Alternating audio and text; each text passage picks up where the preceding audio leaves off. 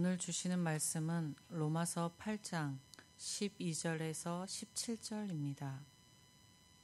로마서 8장 12절에서 17절입니다.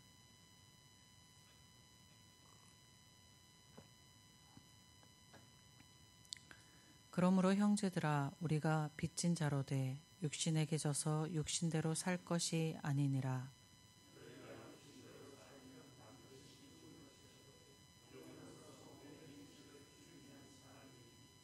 무릇 하나님의 영으로 인도함을 받은 사람은 곧 하나님의 아들이라.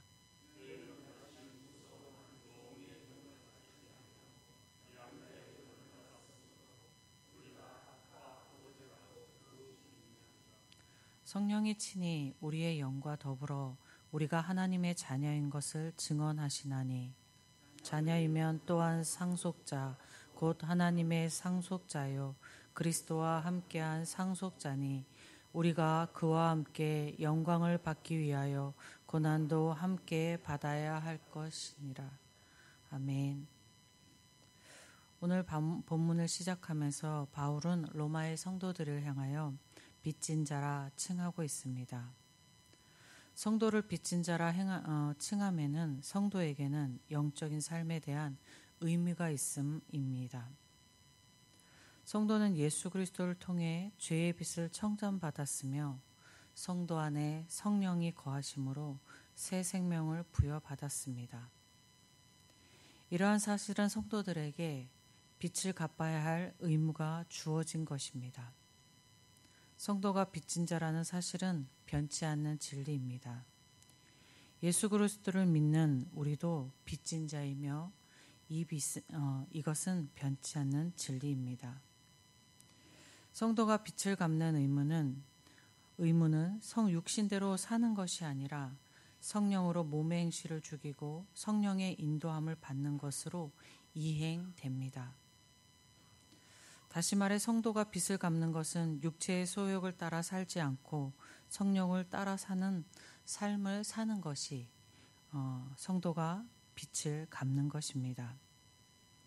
갈라디아서 5장 19절에서 21절에 육체의 소욕을 이렇게 말합니다. 음행과 더러움과 호색과 우상 숭배와 주술과 원수 맺는 것과 분쟁과 시기와 분냉과 당짓는 것과 분열과 이단과 투기와 술취함과 방탕함과 같은 것들이다 라고 합니다. 그리고 이어지는 갈라디아서 5장 22절과 23절에서는 성령을 따라 사는 삶에 맺어지는 것들에 대해서 이야기합니다. 사랑과 희락과 화평과 오래 참음과 자비와 양성과 충성과 온유와 절제로 이와 같은 것을 금지할 법이 없다라고 말합니다. 육체의 소욕을 따라 사는 삶을 나열하고서 곧바로 성령을 따라 사는 삶을 나열하였습니다. 짧은 5구절에서 우리는 두 개의 세상을 발견하게 됩니다.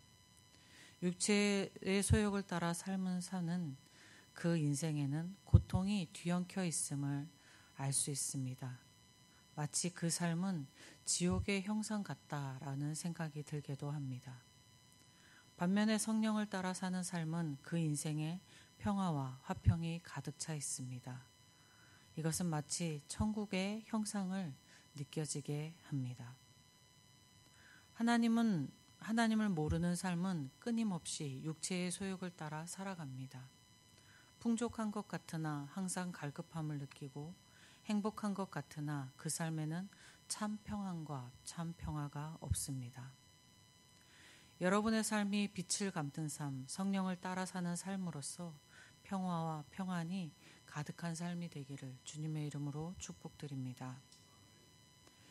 15절에서 바울은 성도는 무서워하는 종의 영을 받지 않았고 양자의 영을 받았다라고 합니다.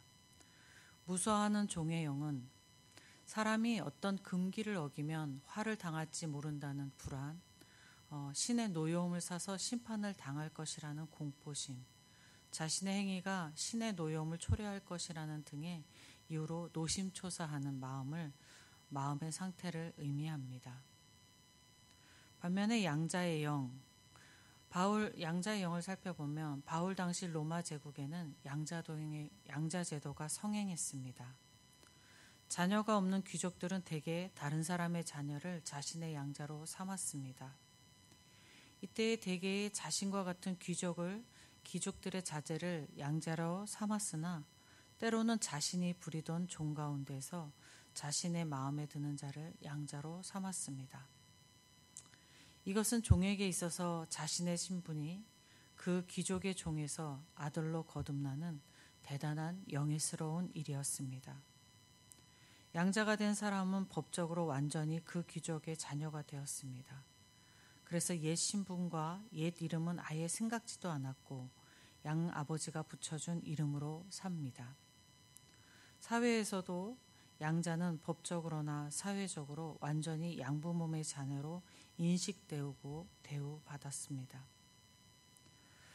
바울은 성도는 본래 죄의 종노릇 하던 자들이라고 합니다.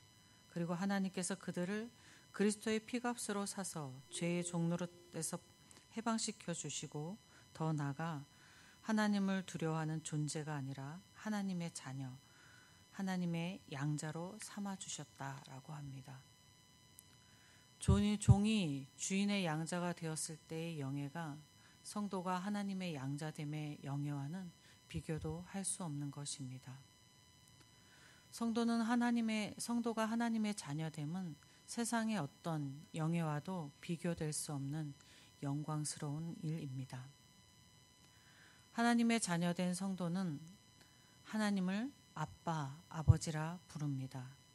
아빠, 아버지라 부른다는 것은 단순히 호칭으로 부르는 것을 의미하는 것이 아니라 하나님을 아버지로 신뢰하고 보호와 도움을 필요로 하는 그 심정을 간절히 부르짖을 수 있음입니다. 그러니까 성도의 삶이 하나님의 보호 아래 있게 되었다라는 의미입니다. 오늘을 사는 그리스도인들 여러분과 저도 본래는 죄의 종노릇하던 사람들이었습니다.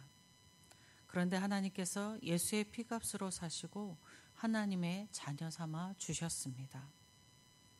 이 세상의 창조자이시며 이 세상의 주관자이신 하나님을 아빠, 아버지라 부를 수 있게 된 여러분과 저는 말로 표현할 수 없는 은혜를 입었고 축복을 받았음입니다.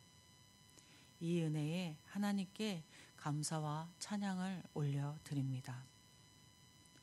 17절에서 바울은 양자된 성도들은 그리스도와 함께 하나님의 상속자가 되었다라고 합니다. 상속자가 된 성도들은 그리스도가 받는 유업과 동일한 것을 받습니다.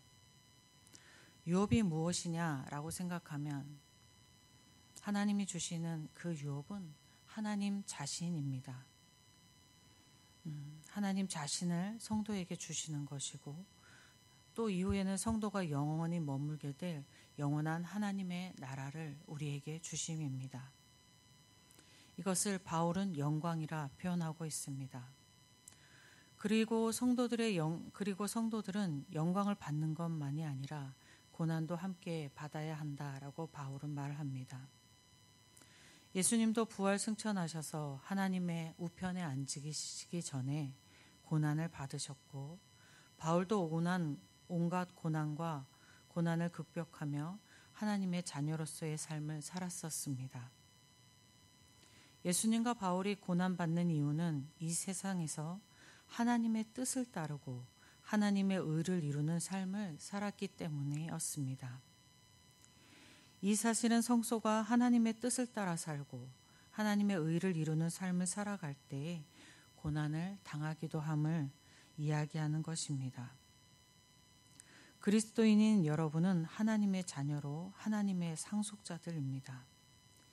여러분이 육신의 소욕에서 벗어나 하나님의 뜻을 따르고 하나님의 의를 이루는 삶을 살아서 하나님의 영광 가운데 거하시기를 주님의 이름으로 축복드립니다.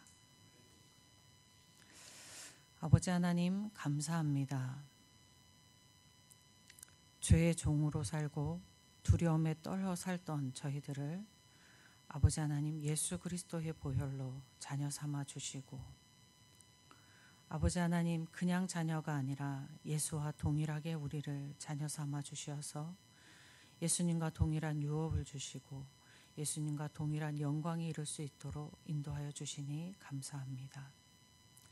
날마다 주님, 우리가 하나님 앞에 우리가 받은 이 은혜와 영광을 기억하게 하여 주시어서 하나님의 뜻 가운데 살아가는 귀한 하나님의 자녀들 되게 하여 주시옵소서. 이 땅에서 주시는 하나님의 많은 은혜를 누리고 하나님의 뜻으로 하나님의 의를 이루는 영광된 삶을 살아서 천국에서 주님을 만나 뵐 때에 하나님, 이렇게 하나님께 주신 삶 잘 살아냈습니다 라고 고백하는 저희 모두가 되어지게 하여 주시옵소서. 하나님께서 우리의 삶을 이끄시고 이루어 주실 것을 믿으며 우리 주 예수 그리스도의 이름으로 기도드립니다. 아멘. 하늘에 계신 우리 아버지, 아버지의 이름을 거룩하게 하시며 아버지의 나라가 오게 하시며 아버지의 뜻이 하늘에서와 같이 땅에서도 이루어지게 하소서. 오늘 우리에게 일용할 양식을 주시고 우리가 우리에게 잘못한 사람을 용서하여 준 것 같이 우리 죄를 용서하여 주시고 우리를 시험에 빠지지 않게 하시고 악에서 구하소서. 나라와 권능과 영광이 영원히 아버지의 것입니다. 아멘. 이 시간 기도하실 때에 우리 예천교회를 위해서 기도하겠습니다. 하나님께 하나님의 뜻을 따르고 하나님의 의를 이루어 드리는 교회 되기를 위해서 기도하고 교회에서 드려지는 예배와 모든 일들을 위해서 기도하겠습니다. 위임 목사님을 비롯한 사역자들을 위해서 기도하시고 환우들과 환난 가운데 있는 성도들을 위해서 기도해 주십시오. 우리 예천 지역과 나라를 위해서 기도하시고 세계에 복음 전하는 선교지마다 주님의 복음이 땅끝까지 전해지기를 기도하시겠습니다. 그리고 각자 가지고 나오신 간절한 기도 제목 가지고 기도하실 때에 주님의 이름 한번 부르고 함께 기도하겠습니다. 주여